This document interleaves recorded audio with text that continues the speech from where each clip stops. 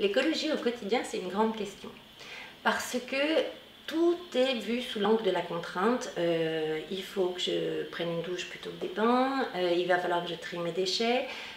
Comment faire pour me déplacer sans émettre trop de carbone. On est culpabilisant. On a une écologie extrêmement culpabilisante dans le quotidien.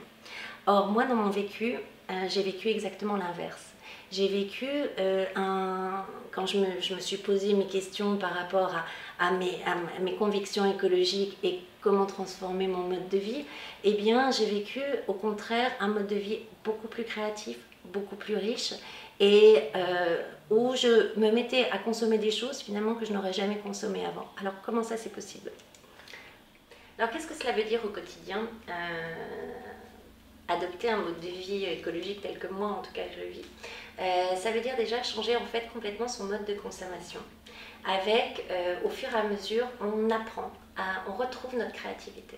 On apprend à faire un tas de choses nous-mêmes sans pourtant que ça nous prenne plus de temps. Parce qu'on pourrait croire que le fait de faire les choses soi-même devient quelque chose d'extrêmement dévoreur de temps. Or, l'organisation de cette consommation fait que finalement on gagne plus de temps qu'on en perd. Par exemple, moi j'ai commencé à faire mes produits d'entretien. Je me dis, mon Dieu, les produits ménagers sont extrêmement toxiques. C'est de l'eau qu'on balade sur des kilomètres pour rien, hein, parce que c'est souvent des détergents liquides. C'est suremballé. Chaque fois que vous avez un litre de détergent, vous avez la grosse bouteille qui va avec.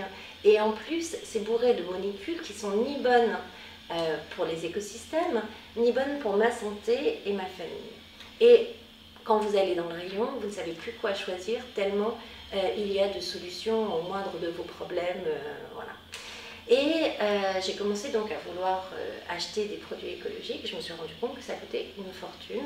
Et à cette époque-là, c'était impossible pour moi de passer tous mes produits ménagers à de l'écologique et dans mon budget. Et donc j'ai commencé à chercher dans les blogs, etc. et à trouver des recettes à partir de produits de base. De gens qui savaient faire des produits ménagers eux-mêmes. Alors j'étais sûre que ça n'allait pas marcher, je suis assez maniaque, mais je me dis tiens, je vais tester quand même.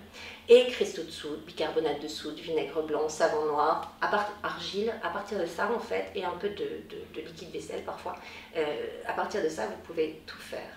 Et les recettes sont tellement simples, c'est tellement drôle d'essayer, de voir si on y arrive, etc.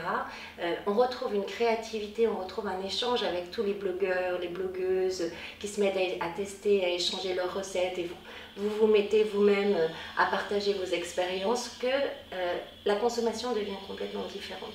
D'abord, vous comprenez, vous devenez l'héritier d'un savoir-faire qui est issu de la connaissance de l'humanité quand même, qui est constamment amélioré par les gens qui le pratiquent en ce moment et qui partagent leurs trucs et astuces, leurs échecs, leurs découvertes sur internet ou dans des livres. Et en plus, ça transforme le ménage. Parce que tout à coup, vous vous dites, mais comment avoir cette tâche? Et vous vous mettez à devenir beaucoup plus créatif. C'est une reconquête du savoir-faire humain, en fait. Et vous avez exactement la même chose pour les cosmétiques. Vous pouvez faire tous vos produits de soins vous-même, de façon extrêmement facile en mélangeant quelques ingrédients du moment que vous avez compris les propriétés. Vous pouvez faire la même chose au niveau de toute la santé au quotidien, comment soigner un mal de tête, comment éviter un rhume. Et finalement, vous arrivez, et ce qui est très étonnant, c'est que tous ces produits servent aussi à l'un et à l'autre. Et donc, en fait, vous vous retrouvez avec une sorte de petite épicerie de base que vous renouvelez une fois par an et à pouvoir faire absolument tout dès que vous avez la recette, dès que vous avez compris le truc, mais d'une minute à l'autre, d'une minute à l'autre. Et ça change la vie, ça change, on remplace en fait la surconsommation par la surcréation. Il y a des anecdotes drôles, par exemple, j'avais les produits pour faire un brumisateur après la douche. Jamais j'aurais acheté un brumisateur après la douche dans le commerce. Donc je me suis dit, mais je vais essayer. Et du coup, les flaconnages, je choisis les flaconnages qui me plaisent. Ma salle de bain n'a que des flaconnages que j'ai choisis.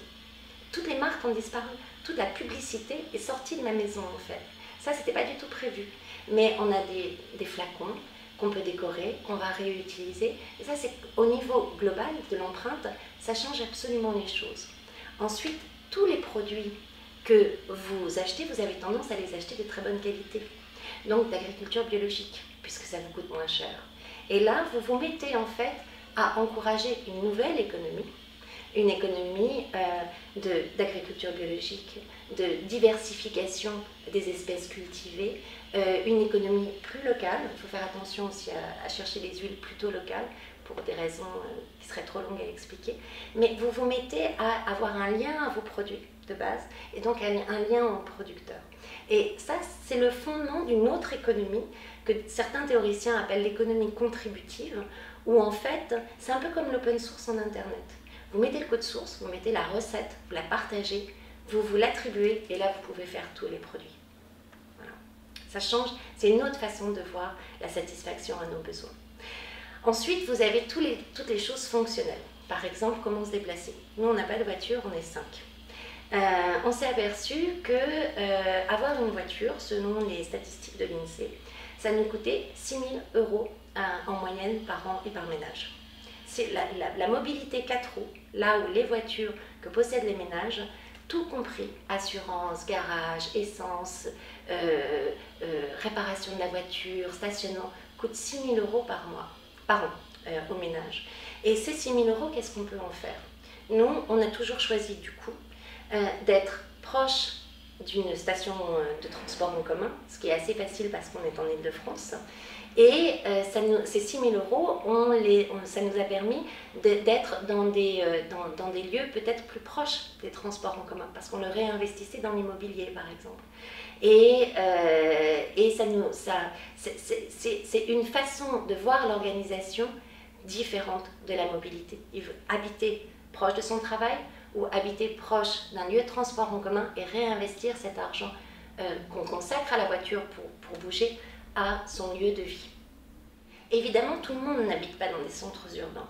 Et aujourd'hui, on a des nouveaux modèles d'économie contributive, un peu comme je parlais tout à l'heure pour les cosmétiques ou les produits ménagers, où les gens, il y a des plateformes qui peuvent permettre aux gens de louer leur propre voiture quand ils ne l'utilisent pas. Et ça, dans les campagnes, c'est en train de se développer, où par exemple des retraités qui acceptent que leur voiture soit, qui mettent en location leur voiture, donc ça leur fait un revenu. Les assurances ont joué le jeu, ces plateformes sont assurées, ces gens sont assurés et peuvent louer leur voiture quand eux n'utilisent pas.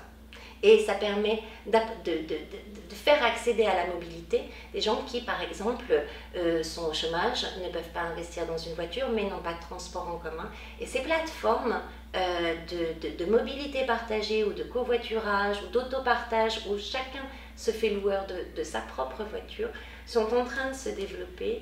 Et je conseille vraiment aux gens qui se posent des questions sur comment joindre les deux bouts tout en ayant une conscience écologique, de s'intéresser à tous ces mouvements de l'économie du partage, parce qu'elle permet ça fait partie de l'économie symbiotique dont on parle par ailleurs, parce qu'elle permet à la fois de diminuer les impacts sur la planète. Quand vous fabriquez 2 voitures, ce n'est pas le même impact quand vous en fabriquez une. Elle permet de restaurer des liens sociaux, parce que vous vous mettez à échanger pour vos recettes, échanger pour vos objets que vous pouvez mettre en mutualisation en fait. Et elle permet une relocalisation de la richesse économique, puisqu'en fait, lorsque ces services deviennent marchands, ils sont très territoriaux. Lorsque quelqu'un propose une place de covoiturage, c'est un échange économique qui se fait sur le territoire. Et donc c'est de l'argent qui ne part pas de notre économie, qui reste sur le territoire. Alors aujourd'hui, on a tous les moyens d'aborder cette consommation qui est à la fois plus écologique dans les matières et une autre façon de consommer qui est beaucoup plus collaborative. Mais ça demande de l'information. Ça demande vraiment à aller chercher dans tous les mouvements qui naissent aujourd'hui et à en parler beaucoup de gens sont au courant. En parler avec ses voisins, avec ses amis, sur ce qu'on appelle l'économie du partage et l'économie écologique, l'économie bio, etc. Vous avez tous des producteurs autour de vous qui changent, vous avez des associations qui se mettent en place et vous avez toutes ces structures sur Internet qui permettent de partager ces objets, de partager des services et ça apparaît absolument dans toutes les régions de France. Donc c'est une consommation difficile dans le sens où elle demande beaucoup d'informations, d'investissement, mais après elle change vraiment, vraiment la vie au quotidien. En tout cas, moi, c'est mon vécu.